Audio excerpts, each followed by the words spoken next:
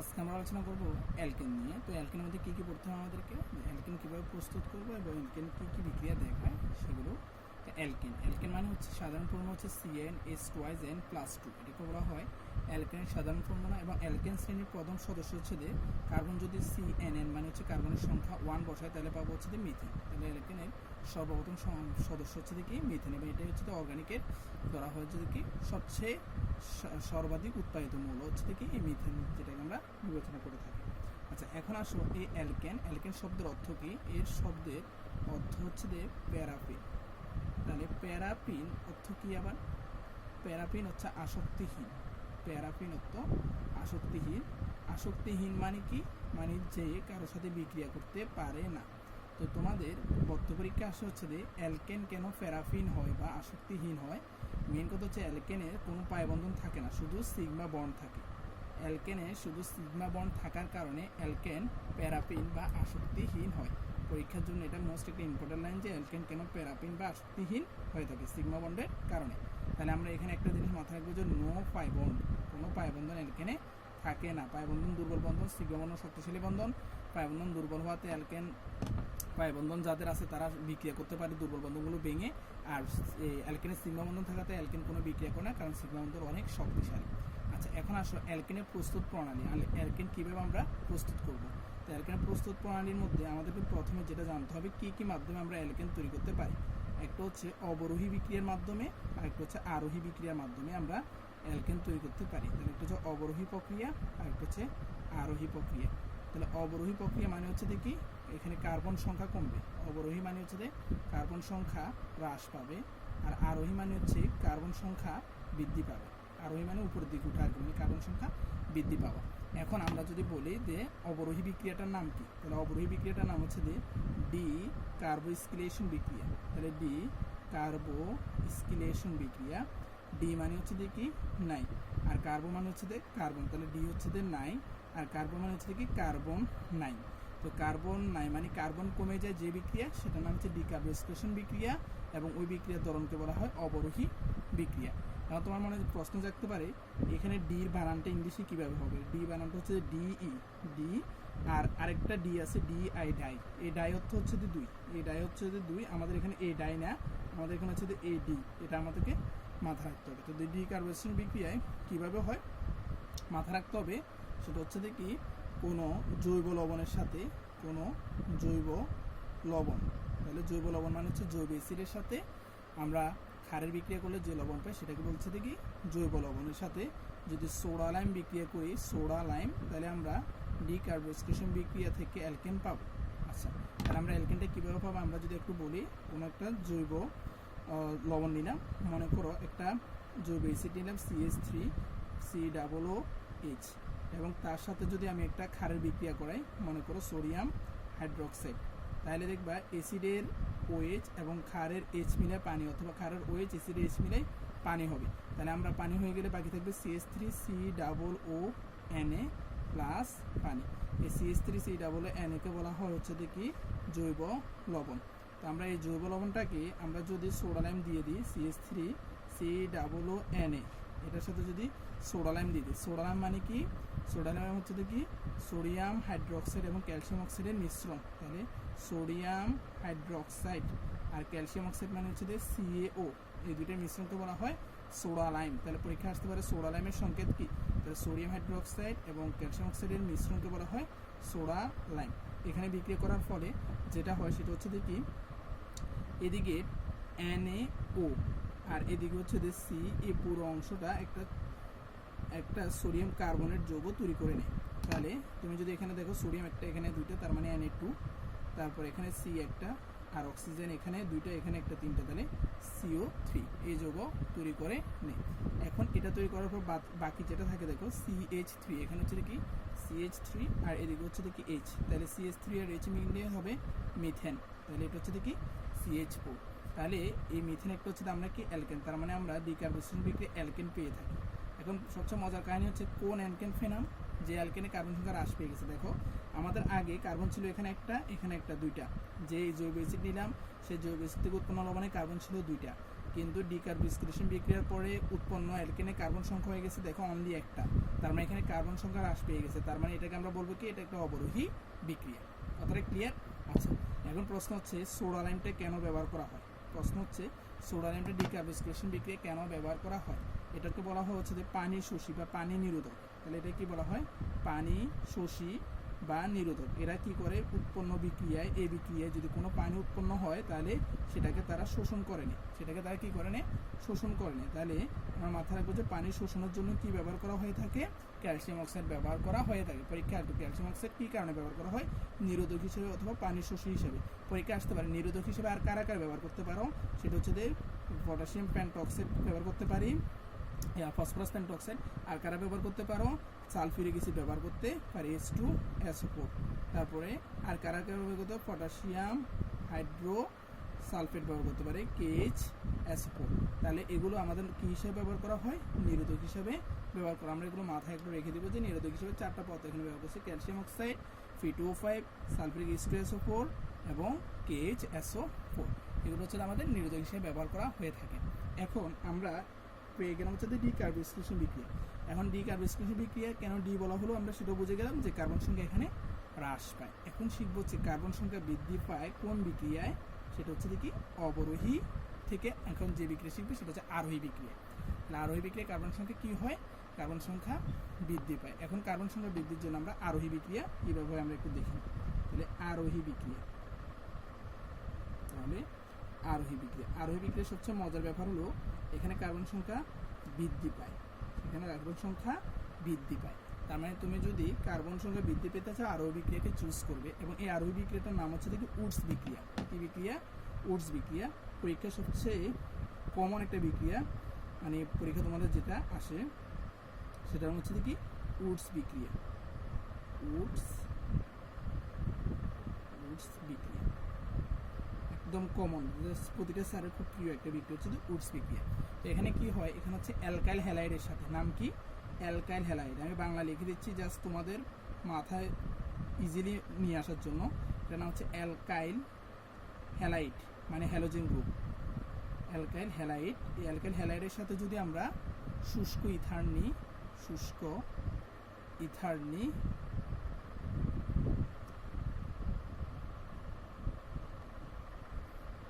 আর যদি সোডিয়াম যোগ করি তাহলে আমরা পাবো হচ্ছে কি উডস বিক্রিয়ার সেই অ্যালকেন। আচ্ছা, এখন আমরা যদি একটু দেখি তাহলে অ্যালকেনটা আমরা কীভাবে পাবো।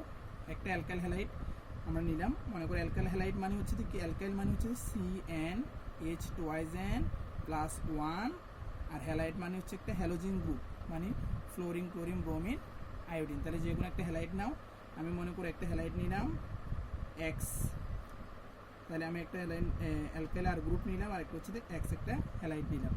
এই আর গ্রুপ মানে হচ্ছে CH3, আর X মানে হচ্ছে এই halogen, fluorine, chlorine, bromine, iodine হতে পারে। নিলাম একটা সোডিয়াম প্লাস আবার একটা হ্যালোজেন এবং হ্যালাইড, তাহলে দুইটা অ্যালকাইল হ্যালাইড নিলাম। দুইটা অ্যালকাইল হ্যালাইডে আমি ব্যবহার করবো শুষ্ক ইথার। শুষ্ক ইথার ব্যবহার না করলে বিক্রিয়ায় কাঙ্ক্ষিত উৎপাদ পাওয়া যাবে না, শুধু ইথার ব্যবহার করলে হবে না। আচ্ছা, দেন আমরা এখানে দেখবো হচ্ছে দেখি অ্যালকাইল হ্যালাইডের মধ্যে হ্যালোজেন গ্রুপ, সোডিয়াম, আর এদিকে হ্যালোজেন গ্রুপ বিক্রিয়া করে তৈরি করবে সোডিয়াম হ্যালাইড, মানে সোডিয়ামের সাথে একটা লবণ। এই হ্যালোজেন ক্লোরিন হলে সোডিয়াম ক্লোরাইড হবে, তার মানে হ্যালোজেন গ্রুপ দুইটা, তার মানে 2 অণু কি লাগবে? সোডিয়াম লাগবে। বাকি থাকলো কি এখানে একটা আর গ্রুপ, এখানে একটা আর গ্রুপ, তাহলে আমি উৎপন্ন করবো কি প্লাস একটা দুইটা আর গ্রুপ যুক্ত হয়ে গেলো। এই আর গ্রুপগুলো 1 কার্বন বিশিষ্ট, 2 কার্বন বিশিষ্ট, 100 কার্বন বিশিষ্ট, যে কোনো কার্বন বিশিষ্ট হতে পারে। তাহলে আমরা এই উডস বিক্রিয়া কী পেলাম? মাথা রাখতে হবে উডস বিক্রিয়ার দুটো জিনিস পেলাম, একটা হচ্ছে দেখি লবণ, আর একটা হচ্ছে অ্যালকেন। আচ্ছা, এখন পরীক্ষায় যে অ্যালকেনটা তুমি পাচ্ছ, এই অ্যালকেনটার নিয়ে একটা প্রশ্ন আছে, হচ্ছে এই অ্যালকেনটা কত কার্বন বিশিষ্ট অ্যালকেন। দেখো তুমি যে অ্যালকাইল হ্যালাইড নিবা, এই অ্যালকাইল হ্যালাইড দুইটাই যদি সেম হয়, দেখো এই অ্যালকাইল হ্যালাইড RX, এই অ্যালকাইল হ্যালাইডও RX, দুইটা অ্যালকাইল হ্যালাইড সেম হলে তাহলে এই অ্যালকাইল হ্যালাইডের যে কার্বন সংখ্যা তার দ্বিগুণ কার্বন সংখ্যা পাবো হচ্ছে আমরা উৎপন্ন অ্যালকেনে। মাথা ক্লিয়ার থাকবে। আচ্ছা, আর যদি আমরা অ্যালকাইল হ্যালাইডে যদি এটা একরকম এটা ভিন্ন রকম পাই তাহলে আমাদের উৎপাদ চেঞ্জ হয়ে যাবে, উৎপাদ চেঞ্জ হয়ে যাবে। তাহলে কেমন উৎপাদ হবে? মনে করো আমি একটা অ্যালকাইল হ্যালাইড নিলাম RX, আর একটা সোডিয়াম নিলাম, আর একটা অ্যালকাইল হ্যালাইড নিলাম XR', এখান থেকে আমরা ব্যবহার করলাম শুষ্ক ইথার। তাহলে এখন দেখো কোন ধরনের অ্যালকেন হ্যালাইড পাবো। সোডিয়াম আর হ্যালাইড মিলে সোডিয়াম হ্যালাইড আমি রেখে দিলাম, প্লাস দেখো এ আর এখানে আর প্রাইম দুইটা যুক্ত হয়ে কি তৈরি করবে, আর প্রাইম তৈরি করবে। আচ্ছা, আবার কি হতে পারে, এ আর যখন হ্যালোজেন সরে যায়, এখানে তো আমরা আর এক মোল নিচ্ছি এমন কোনো কথা নেই, এখানে অনেক মোল আর থাকতে পারে, নিজস্ব আর আবার তার নিজের আর সাথে যুক্ত করে আরও তৈরি করতে পারে যৌগ। আবার এখানে আর প্রাইম তার নিজের আর প্রাইমের সাথে আর প্রাইম যৌগ তৈরি করতে পারে। তার মানে আমরা যদি বিজোড় সংখ্যক অ্যালকেন তৈরি করতে চাই, তাহলে আমরা নিচের বিক্রিয়াটা ফলো করবো। এটা হচ্ছে বিজোড় সংখ্যক অ্যালকেন তৈরির জন্য। মাথায় রাখবে বিজোড় অ্যালকেন তৈরির জন্য। আগেরটা হচ্ছে সব জোড় অ্যালকেন। এটা 1 কার্বন হলে এটা 2 কার্বন হবে, এটা 2 কার্বন হলে এটা 4 কার্বন হবে, এটা 3 কার্বন হলে এটা 6 কার্বন হবে, কারণ এটা এবং এটা সেম ছিল।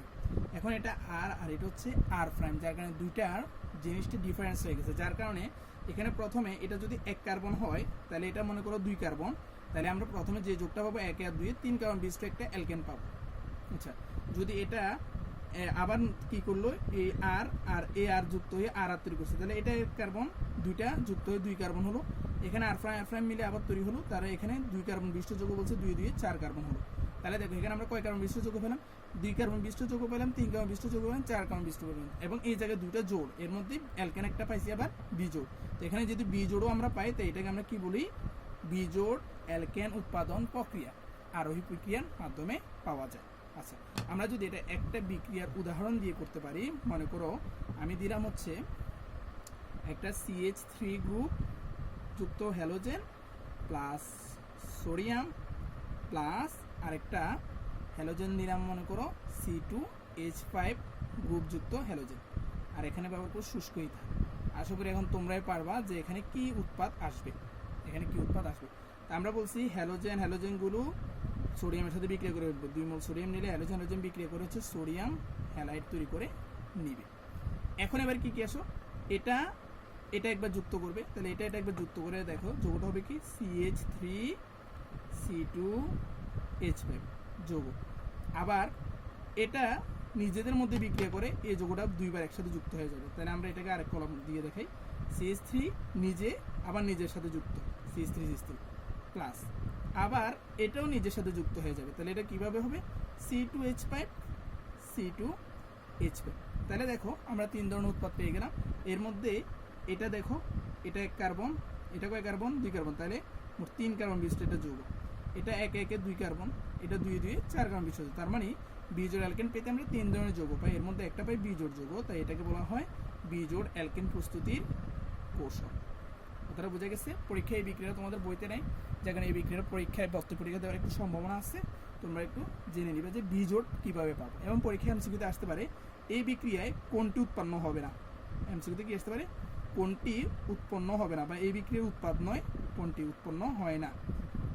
তাহলে তোমার ক নাম্বারে এটা দিবে, খ নাম্বারে এটা দিবে, এবং ঘ নাম্বারে এটা দিবে, আর গোড়ার গতে দিবে, এগুলো নাম দিয়ে দিবে। দেখো তোমাদের এগুলো নাম জানতে হবে, এটার নাম কি হচ্ছে প্রোপেন, এটার নাম হচ্ছে ইথেন, এটার নাম হচ্ছে কি বিউটেন, এগুলো নাম দিয়ে দিবি। আর এটা দিবি মনে করো মিথেন বা পেন্টেন। তাহলে এখন তুমি চিন্তাই করো কোনটা উৎপন্ন হয় না, যেহেতু তোমার এখানে যোগ অনুযায়ী তুমি বুঝে গেছো কি উৎপন্ন হবে, তাহলে আমাদের পেন্টেন উৎপন্ন হবে না। এভাবে আমরা কি করব, প্রত্যেককে আনসারটা করে নিয়ে আসবো। আচ্ছা, এ হচ্ছে আমাদের কিভাবে অ্যালকেন প্রস্তুত করা যায় সেই ফর্মুলা। আচ্ছা, এখন আসবো হচ্ছে অ্যালকেন কি বিক্রিয়া দেয়। যদি অ্যালকেন অনেক ধরনের বিক্রিয়া দেয়, আমরা জাস্ট অ্যালকেনের ক্লোরিনেশন বিক্রিয়াটা শিখবো। তাহলে অ্যালকেনে কোন বিক্রিয়া শিখবো আমরা, ক্লোরিনেশন বিক্রিয়া। তাহলে আমরা ক্লোরিনেশন বিক্রিয়া শিখবো। নাম শুনে বোঝা যাচ্ছে এখানে কি হবে, ক্লোরিন যুক্ত হবে। কি হবে, ক্লোরিন যুক্ত হবে। তার মানে আমরা অ্যাডেড মানে প্লাস দিলাম, ক্লোরিন যুক্ত হবে। মাথায় রাখতে হবে অ্যালকেন খুব সক্রিয় যৌগ নয়, এটা হচ্ছে কি আসক্তিহীন যৌগ, মানে এটা কারোর সাথে বিক্রিয়া করতে চায় না, যার এটা সক্রিয় নয় কিন্তু শক্তিশালী, মানে এটাকে ভাঙা যায় না, যার এটা শক্তিশালী যৌগ, কারণ এখানে সিগমা বন্ধ আছে। তাই অ্যালকেন নর্মালি সচরাচর কারোর সাথে বিক্রিয়া করে না। অ্যালকেন শুধু এই ক্লোরিনেশন বিক্রিয়াটাই দেখে। এই ক্লোরিনেশন বিক্রিয়ার মধ্যে অনলি ক্লোরিন এবং ব্রোমিন অংশগ্রহণ করে। কে কে অংশগ্রহণ করে, ক্লোরিন এবং ব্রোমিন। এটা এমসিকিউতে আসবে, খুব ইম্পর্টেন্ট একটা জিনিস, যে ক্লোরিন এবং ব্রোমিনের মধ্যে কে বেশি অংশগ্রহণ করতে চায়, শুধু ক্লোরিন অংশগ্রহণ করতে চায় এর সক্রিয়তা অনুযায়ী, আর বাকি ফ্লোরিন অধিক সক্রিয় এবং আয়োডিন একদম কম সক্রিয় হওয়ার কারণে এই দুজন বিক্রিয়া করে না। ফ্লোরিন অধিক সক্রিয় হওয়ার কারণে বিস্ফোরণ করতে পারে, আয়োডিন কম সক্রিয় হওয়ার কারণে এই ক্লোরিনেশন বিক্রিয়া ঘটাতে পারে না। তার মানে এই দুইজন কি করে ক্লোরিনেশন বিক্রিয়া দেখে না, এই দুজন ক্লোরিনেশন বিক্রিয়া দেখে না, আর এই দুজন দেখে এর মধ্যে ক্লোরিনেশন বিক্রিয়া, এই বিক্রিয়াটাকে আমরা হ্যালোজেনেশন বলি, হ্যালোজেনেশন বিক্রিয়া বেশি দেখে, তো ক্লোরিন দিয়ে বলে এই বিক্রিয়ার নাম দিচ্ছি আমরা এখন ক্লোরিনেশন। তো ক্লোরিনেশন বিক্রিয়া কীভাবে হয় একদম আমরা সিম্পলি চিন্তা করি যে ক্লোরিনেশন বিক্রিয়া একদম সহজভাবে চিন্তা করি যে একটা মিথেন নিলাম, সাথে ক্লোরিন দিব, প্রতিটা হাইড্রোজেনকে রিপ্লেস করে করে ক্লোরিনেশন বিক্রিয়াটা হবে। দেখো এখানে একটা হাইড্রোজেনকে রিপ্লেস করলে একটা ক্লোরিন হাইড্রোজেনের সাথে যুক্ত হয়ে HCl তৈরি করবে, আর একটা ক্লোরিন এই কার্বনের সাথে যুক্ত হয়ে CH3Cl তৈরি করবে। আবার তুমি ক্লোরিন অ্যাড করো, ক্লোরিন অ্যাড করলে আবার একটা ক্লোরিন হাইড্রোজেন একটাকে নিয়ে যাবে HCl, আর থাকবে হাইড্রোজেন দুইটার মধ্যে আবার নতুন একটা ক্লোরিন যুক্ত হয়ে H2Cl2 হয়ে গেল। আগে ছিল একটা, নতুন একটা অ্যাড হচ্ছে। আচ্ছা আবার তুমি অ্যাড করো ক্লোরিন, তাহলে এখন পাবা কি CHCl3, আর এদিক দিয়ে বের হয়ে যাচ্ছে HCl। কথা বোঝা যাচ্ছে? আচ্ছা, তো যারা বুঝতেছেন আমি আবার ভেঙে করার অসুবিধা নেই। দেন আমাদের আবার আছে কি CHCl3, তার সাথে তুমি যদি আবার ক্লোরিন যুক্ত করে দাও HClটা বের হয়ে যাবে, আর HCl বের হলে বাকি থাকবে কি CCl4। তো জিনিসটা কিভাবে হয় আমরা যদি একটু ভেঙে লিখতে চাই, দেখো যারা বুঝো না তারা একটু ভেঙে ভেঙে জিনিসটা চিন্তা করো। যে আমি মিথেনকে যদি ভাঙি CH লিখতে পারি, আর ক্লোরিনকে ভাঙলে ক্লোরিন লিখতে হবে। তোমরা এখন ভর্তি পরীক্ষাতে তোমাদেরকে আসলে ভেঙে রাখার মতো এখন আর চিন্তা ভাবনা করা যায় না, তোমাদের খুব দ্রুত সিলেবাস শেষ করে চিন্তা ভাবনা থাকতে হবে। তাহলে দেখো একটা H একটা ক্লোরিনের সাথে বিক্রিয়া করে কি হবে HCl হবে, আর যে Hটা রিপ্লেস হয়েছে সেই Hটার জায়গায় এটাকে বলা প্রতিস্থাপন বিক্রিয়া, আর একটা ক্লোরিন যেটা আছে সেটা অ্যাড করবে, তখন থাকবে কি CH3, কারণ 1 2 3টা হাইড্রোজেন Cl। ওকে, দেন আমরা এখানে যদি CH3Cl এর সাথে CH3Cl এর সাথে যদি আমরা আরেকটা ক্লোরিন যোগ করি, আমরা আগে দিয়ে দেখিলাম কি পাবো CH2Cl2, আবার HCl বের হয়ে যাবে এই বিক্রিয়ার মতো। দেন CH2Cl2 এর সাথে CH2Cl2 এর সাথে আরেকটা ক্লোরিন যুক্ত করি, তাহলে এখানে আবার একটা HCl বের হয়ে যাবে, থাকবে CHCl3। যতক্ষণ পর্যন্ত হাইড্রোজেন থাকবে ততক্ষণ পর্যন্ত বের হতেই থাকবে ক্লোরিনের সাথে। এবং সবচেয়ে মজার কাহিনী হচ্ছে যে এটা খুব সুন্দর একটা যৌগ পেয়ে গেলাম, এটাকে বলা হয় ক্লোরোফর্ম, এটাকে ক্লোরোফর্ম বলা হয়। পরীক্ষায় ক্লোরোফর্ম কি কাজে আসে সেটা পরীক্ষায় বেশি আসে। ক্লোরোফর্মের কাজ হচ্ছে কি চেতনানাশক, আগের যবনায় বা আগে অ্যানেস্থেসিয়ার কাজ করতে হচ্ছে এই ক্লোরোফর্ম, এটা চেতনা নাশ করে তারপর অপারেশন করানো হতো, তাই ক্লোরোফর্মকে চেতনানাশক হিসেবে ব্যবহার করা যেত আগে। আমরা এখন চেতনানাশক বের করব।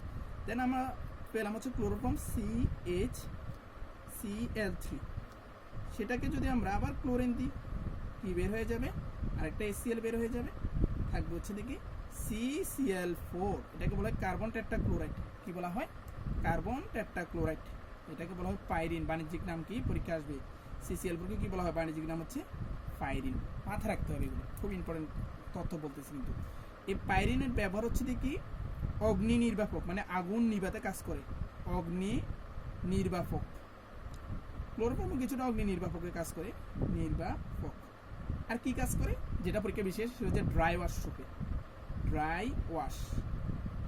ওয়াশে কাজ করে। এই দুইটা কাজ হচ্ছে কি পাইরিনের কাজ। পাইরিন মানে কি কার্বন টেট্রাক্লোরাইডের কাজ। তো এখানে আর কার্বন হাইড্রোজেন নাই, সো আর ক্লোরিন এখানে যুক্ত হবে না। তো যতক্ষণ পর্যন্ত হাইড্রোজেন আছে ততক্ষণ পর্যন্ত ক্লোরিন যুক্ত, তাই এর বিক্রিয়ার নাম দিচ্ছে হচ্ছে ক্লোরিনেশন বিক্রিয়া।